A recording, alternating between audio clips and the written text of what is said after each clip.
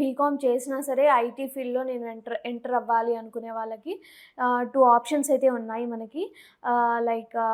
అవేంటి అంటే data analyst, business analyst అనమాట. ఇవన్నీ గూడా మీకు దీనికి కావాల్సిన స్కిల్స్ ఏంటి అంటే ఎక్సెల్ గానివ్వండి, ఎస్‌క్యూఎల్ గూడా మనకు అవసరం ఉంటుంది. పైథాన్ బేసిక్స్ మనకు కావాలి. అండ్ అలాగే మ్యాథ్స్‌తో కొంచెం రిలేటెడ్ టచ్ ఉండాలి మనకి. సో, ఇదంతా గూడా మనకి చేస్తే బిజినెస్ అనలిస్ట్ కానివ్వండి, లేదా డేటా అనలిస్ట్‌కి మీరైతే అప్లై చేసేసుకోవచ్చు. హ్మ్. కాకపోతే కొంచెం స్ట్రాంగ్ స్కిల్స్ అనేవి ఉండాలి మనకు టెక్ సైడ్ వచ్చేసరికి. సో, ఒకటి గుర్తుపెట్టుకోండి, ఎవరైతే బీకామ్ చేసేసి జల్‌గా లేకపోతే ఇంకా నెక్స్ట్ పాత్ ఏముండదు. చాలా బయట టాక్ గూడా ఉంటుంది. ఇక్కడ బీటెక్ చేసే వాళ్ళకి అసలేం రావట్లేదు.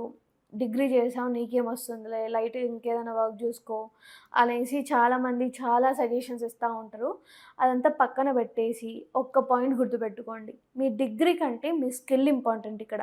సో, ఆ స్కిల్ పైన మీరు హార్డ్ వర్క్ చేస్తే పక్కాగా మీకు ఆహ్, లైక్ ఫర్దర్‌గా ఇలాంటి కొన్ని లాక్స్‌లో సాలరీ వచ్చే ప్యాకేజెస్‌లో చాలా నంబర్ ఆఫ్ జాబ్స్ ఉన్నాయి.